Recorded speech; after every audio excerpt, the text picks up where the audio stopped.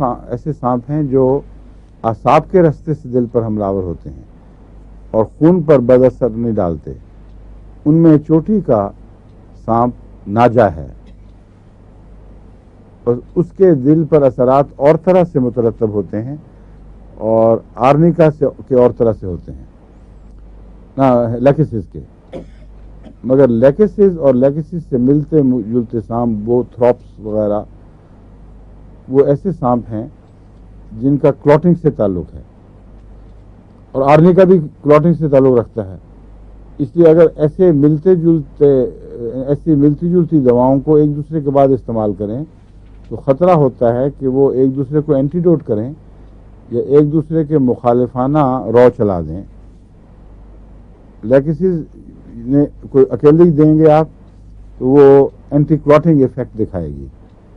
اس کے بعد آرنیکا دے دیں گے تو وہ بھی اینٹی کلوٹنگ ایفیکٹ دکھائے گی. لیکن جو رجحان لیکسز نے پیدا کر دیا ہے خطرہ ہے کہ اس کے برعکس رجحان یہ پیدا کر دے. یہ جو خطرہ ہے یہ کوئی فرضی خیالی نہیں بلکہ میں اپنے تجربے سے اس کو دیکھ چکا ہوں کہ کئی دفعہ اگر ہومیوپیتھ ایک ملتی جلتی دواؤں کو یک کے بعد دے دیں، ہر کیس میں نہیں، بعض میں یہ نہیں ہوتا، لیکن بعض دوائیں ایسی ہیں جو اسی رو کو اپوزٹ شروع کر دیتی ہیں پیدا کرنے. اور سب سے زیادہ یہ چیز ٹائیفائڈ کے حملے کے دوران دکھائی دیتی ہے. ایک دوا جو آپ نے چن لی ہے اگر اس میں مکس کرنا کچھ کر دیں، لیکن اگر وہ فائدہ نہ دے رہی ہو اور آپ سمجھیں یعنی یہ آہستہ فائدہ دے رہی ہو، آپ سمجھیں کہ کسی اور دوا کی ضرورت ہے تو وہ اس رجحان کو ہی اینٹیڈوٹ کر دیتی ہے. مخالف رو ایسی چلاتی ہے کہ ٹائیفائڈ کے مریض کو پھر کوئی بھی پیغام صحیح نہیں ملتا. کچھ ادھر سے چل رہا ہے کچھ ادھر سے چل رہا ہے اور آپس میں ٹکرا رہے ہیں رجحانات، تو ایسا مریض پھر ہاتھ سے نکل جاتا ہے. ٹائیفائڈ میں ہمیشہ میں نے یہ احتیاط کی ہے کہ ایک دوا ایک دفعہ غور سے چن لی اسی کو دیتا رہا ہوں، اور اگر نہیں تو پھر وہ چھوڑ کر کچھ عرصہ انتظار کے بعد یا اس کا اینٹیڈوٹ کر کے پھر دوسری دوا دی ہے. یا پھر اگر ایلوپیتھک علاج پہلے نہیں کروایا ہوا تو ایلوپیتھک کے حوالے کر دیتا ہوں کہ ان سے جو وقتی علاج ان کے قبضے میں ہے وہ کروا دیکھو. ہومیوپیتھک میں مزید میں کچھ نہیں کر سکتا کیونکہ جن کیسز میں شروع میں نے یہ کیا نقصان اٹھایا ہے وہ مریض پھر کسی رد عمل کے لائق نہیں رہتا.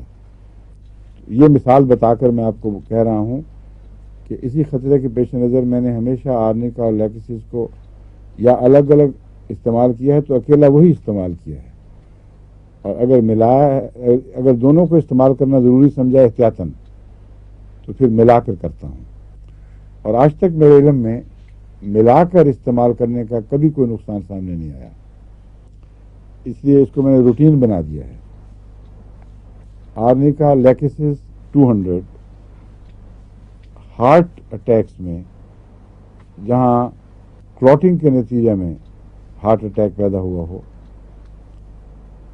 یا اس کے بعد اس کے بد اثرات پیدا ہو چکے ہوں، جس طرح وہ جسم کا مسلز کا ایک حصہ مر جاتا ہے اور پھر ہمیشہ وہ اس پہ الیکٹروکارڈیوگرام میں وہ اتنا ٹکڑا مرا ہوا دکھائی دیتا ہے، اس کے لیے بھی یہ مفید ہے کسی حد تک. جہاں تک اعصاب میں دوبارہ زندگی پیدا کرنے کا تعلق ہے یہ کوشش کرتی ہے.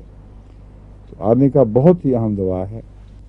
چوٹیں ہوں یا ویسے کلوٹنگ کے اثرات دکھائی دیں، اور آرنیکا کو خواتین کی تکلیفوں میں بھی بہت اہم مقام ہے کیونکہ لیبر کے ساتھ اس کا بہت تعلق ہے. لیبر کے وقت جو غیر معمولی زور لگتا ہے اس میں پریشر کے وقت خون کے دباؤ کی وجہ سے مسلز کے خلیے زخمی ہو جاتے ہیں اور کئی پھٹ جاتے ہیں، اس لیے وہاں پھر مستقل بعض دفعہ دردیں ٹھہر جاتی ہیں.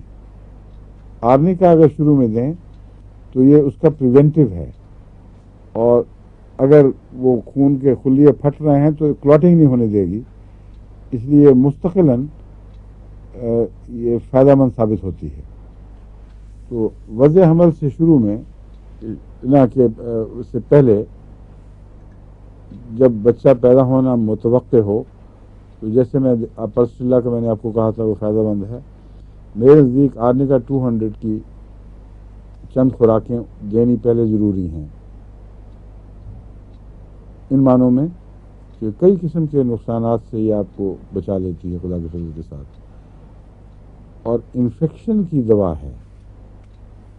آرنیکا اینٹی انفیکشس بھی ہے جبکہ ہیپرین نہیں ہے۔ ہیپرین کا ان باتوں میں تضاد پیدا ہو جاتا ہے، ڈاکٹروں کے لیے مشکل پیدا ہو جاتی ہے کہ ہیپرین دے رہے ہیں تو اب دوسری دوا کیا دیں، اس طرح بعض چیزوں کو توڑنے کے لیے۔ کسی قسم کی جسم میں انفیکشن ہو، خون میں انفیکشن ہو، اور خاص طور پر کویگولنٹ بلڈ جب ڈیٹیریٹ کرتا ہے تو اس سے انفیکشن جو پیدا ہوتی ہے، اس کی اصل دوا آرنیکا ہے، اور وہ انفیکشن ہونے ہی نہیں دیتی۔ اس لیے سیپٹیسیمیا ریلیٹڈ ٹو لیبر اور ابارشن اور چائلڈ برتھ، یہ سارا سسٹم جو ہے ریلیٹڈ سسٹم، اس میں ہر ایک میں آرنیکا مفید ہے۔